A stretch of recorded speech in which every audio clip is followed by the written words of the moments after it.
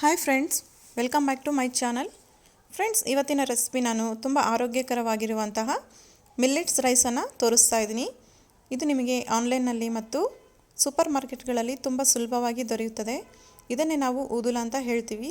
ಇದು ನಮಗೆ ಆರೋಗ್ಯಕ್ಕೆ ತುಂಬ ಉತ್ತಮವಾದ ಒಂದು ರೈಸ್ ಆಗಿದೆ. ಫ್ರೆಂಡ್ಸ್, ಈ ಊದುಲು ಮಿಲ್ಲೆಟ್ಸ್ನಲ್ಲಿ ಹೆಚ್ಚಾಗಿ ನಾರಿನಾಂಶ ಇರುವುದರಿಂದ ಡಯಾಬಿಟಿಕ್ ಇರುವವರು ಮತ್ತು ಅಜೀರ್ಣ, ಹೊಟ್ಟೆ ನೋವು, ಮಲಬದ್ಧತೆ ಅಂತಹ ಸಮಸ್ಯೆಗಳಿಂದ ದೂರ ಮಾಡುತ್ತದೆ. ಇದು ನಾವು ಸಿರಿಧಾನ್ಯಗಳನ್ನು ನಮ್ಮ ಪ್ರತಿದಿನದ ದಿನಚರಿಯಲ್ಲಿ ಒಂದು ಭಾಗವಾಗಿ ನಾವು ಉಪಯೋಗಿಸ್ಕೊಳ್ಳೋದ್ರಿಂದ ನಮ್ಮ ಆರೋಗ್ಯಕ್ಕೆ ತುಂಬ ಒಳ್ಳೆಯದು. ಮೊದಲಿಗೆ ನಾನು ಒಂದು ಬೌಲ್ ಊದುಲನ್ನು ತೊಗೊಂಡಿದ್ದೀನಿ. ಅದನ್ನೊಂದು ಬೋಗಣೆಗೆ ಹಾಕ್ಕೊಂಡಿದ್ದೀನಿ. ಇದನ್ನು ನಾವು ಚೆನ್ನಾಗಿ 2 ರಿಂದ 3 ಬಾರಿ ತೊಳ್ಕೊಬೇಕು.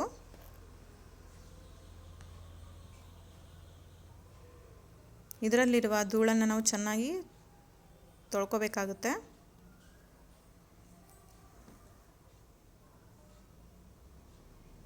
ತೊಳ್ಕೊಂಡಾದ ನಂತರ ಇದಕ್ಕೆ 1 ಬೌಲ್ ನಾವು ಊದುಲನ್ನು ತೊಗೊಂಡ್ರೆ ಅದರ 4ರಷ್ಟು ನಾವು ನೀರನ್ನು ಹಾಕ್ಕೋಬೇಕಾಗುತ್ತೆ. ಯಾಕೆಂದರೆ ಇದರಲ್ಲಿ ನಾರಿನಾಂಶ ಹೆಚ್ಚಾಗಿರುವುದರಿಂದ ಈ ರೈಸು ನೀರನ್ನು ಜಾಸ್ತಿ ಹೀರ್ಕೊಳ್ಳುವ ಅಂಶ ಇರೋದರಿಂದ ನಾವು ನೀರನ್ನು ಹೆಚ್ಚಿಗೆ ಹಾಕ್ಕೋಬೇಕಾಗುತ್ತೆ.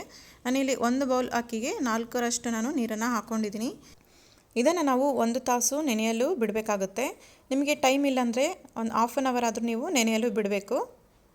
ಅಕ್ಕಿ ಚೆನ್ನಾಗಿ ನೆಂದರೆ ತುಂಬ ಸಾಫ್ಟಾಗಿ ಅಕ್ಕಿ ಬೇಯುತ್ತೆ. ನೋಡ್ತಾ ಇದ್ದೀರಲ್ಲ, ನಾನು 1 ತಾಸು ನಾನು ನೆನೆ ಇಟ್ಟಾದಮೇಲೆ ನಾನು ತೋರಿಸ್ತಾ ಇದ್ದೀನಿ. ಇವಾಗ ಇದನ್ನು ನಾವು ರೈಸನ್ನು ಮಾಡ್ಕೊಳ್ಳೋಣ. ಈಗ ಒಲೆಯನ್ನು ಆನ್ ಮಾಡ್ಕೊಂಡ್ಬಿಟ್ಟು ನಾವು ನೆನೆ ಹಾಕ್ಕೊಂಡಿರುವ ರೈಸ್ ಬೋಗಣೆಯನ್ನು ನಾನು ಒಲೆ ಮೇಲೆ ಇಟ್ಕೊಂಡಿದ್ದೀನಿ. ಇದಕ್ಕೆ 1 ಚಿಟಿಕೆ ಕಲ್ಲುಪ್ಪನ್ನು ಹಾಕ್ಕೊಳ್ತಾ ಇದ್ದೀನಿ. ಕಲ್ಲುಪ್ಪನ್ನು ಹಾಕಿ ಚೆನ್ನಾಗಿ ಮಿಕ್ಸ್ ಮಾಡ್ಕೊಳ್ಳಿ.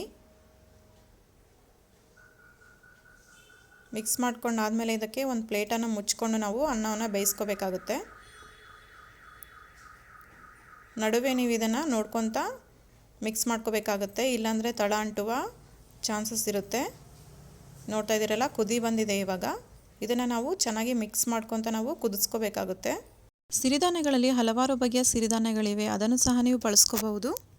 ನವಣೆ, ಆರ್ಕ ನೋಡಿ, ಸ್ವಲ್ಪ ನೀರನ್ನು ಈ ಅಕ್ಕಿಯೆಲ್ಲ ಹಿಂಡ್ಕೊಂಡಿದೆ, ಸ್ವಲ್ಪ ಗಟ್ಟಿ ಆಗ್ತಾ ಬರ್ತಾ ಇದೆ. ನಡುವೆ ಇದನ್ನು ನೀವು ನೋಡ್ಕೊತಾನೆ ಇರಬೇಕಾಗುತ್ತೆ. ಸಿರಿಧಾನ್ಯಗಳಿಂದ ಇಡ್ಲಿ, ದೋಸೆ, ಕಿಚಡಿ, ಆರೋಗ್ಯಕರವಾಗಿರುವಂತಹ ಎಲ್ಲ ಡಿಶಸ್ಗಳನ್ನು ಮಾಡ್ಕೋಬಹುದು. ನೋಡಿ, ನೀರೆಲ್ಲ ಆಲ್ಮೋಸ್ಟ್ ಹಿಂಗಿದೆ. ಇವಾಗ ಮುಚ್ಚಳ ತೆಗೆದು ತೋರಿಸ್ತಾ ಇದ್ದೀನಿ. ನಾನು ಹೇಳಿದ್ನಲ್ಲ, ನೀರನ್ನು ಯಾಕೆ ಹೆಚ್ಚಿಗೆ ಹಾಕೋಬೇಕಂತ. ನೀರು ಜಾಸ್ತಿ ಇದು ಹೀರ್ಕೊಳ್ಳುವ ಅಂಶ ಇರೋದ್ರಿಂದ ನಾನು ನೀರನ್ನು ಜಾಸ್ತಿ ಹಾಕ್ಕೊಳ್ಳಿ ಅಂತ ಹೇಳಿದ್ದು. ನಿಮಗೆ ಇನ್ನೂ ಸಾಫ್ಟಾಗಿ ಬೇಕು ಅಂತಂದರೆ ಇನ್ನೂ ಹೆಚ್ಚಿಗೆ ನೀವು 1 ಬೌಲ್ ನೀರನ್ನು ಎಕ್ಸ್ಟ್ರಾ ಹಾಕ್ಕೋಬಹುದು. ಇದರ ಜೊತೆಗೆ ನೀವು ಟೊಮೆಟೊ ರಸಮ್ ಅಥವಾ ಟೊಮೆಟೊ ಸಾರು, ಇಲ್ಲಾಂದರೆ ತರಕಾರಿ ಸಾಂಬಾರುಗಳ ಜೊತೆಗೆ ಇದನ್ನು ಊಟ ಮಾಡಿದರೆ ತುಂಬ ರುಚಿಯಾಗಿರುತ್ತೆ, ತುಪ್ಪದ ಜೊತೆಗೆ. ಈಗ ಸಿಮ್ಮಲ್ಲಿ ಒಂದು 5 ನಿಮಿಷ ಇದನ್ನು ನಾವು ಬೇಯಕ್ಕೆ ಇಟ್ಕೊಂಡಿದ್ದೀನಿ.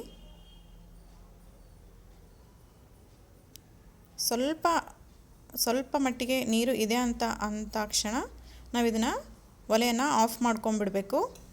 ಆ ಉಗಿಯಲ್ಲೇ ಇದನ್ನು ಚೆನ್ನಾಗಿ ಬೇಯಿಸ್ಕೋಬೇಕು. ಅಲ್ಲಿವರೆಗೆ ನಾವು ಇದನ್ನು ಮುಚ್ಚಳವನ್ನು ತೆಗಿಬಾರ್ದು. ಒಂದು 10 ನಿಮಿಷ ಆದಮೇಲೆ ಇದು ನೀರನ್ನೆಲ್ಲ ಚೆನ್ನಾಗಿ ಇಂಕೊಂಡಿರುತ್ತೆ.